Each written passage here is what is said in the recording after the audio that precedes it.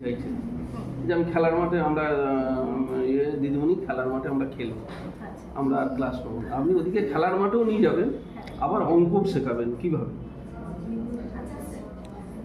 সেক্ষেত্রে খেলার মাঠে নিজে আমি তাদেরকে প্রথমত যেটা গোল রাউন্ড, তাদেরকে হাত ধরে একটা গোল রাউন্ড তৈরি করতে পারি। সেক্ষেত্রে আমি গোলটার মাধ্যমে বৃত্তের ধারণা তাদেরকে দিতে পারি, এবং এছাড়াও আমি তাদেরকে গুণের ধারণা মানে যোগের ধারণা, বিয়োগের ধারণা, এইগুলো আমি কিন্তু তাদেরকে অ্যাক্টিভিটির মাধ্যমেই শেখাতে পারি।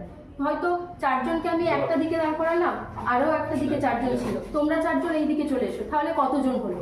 বা যে বিয়োগের যে ধারণা, যে চারজন ছিল সেখান থেকে দুজন ওই দিকে চলে গেল, তাহলে এখন কতজন আছে?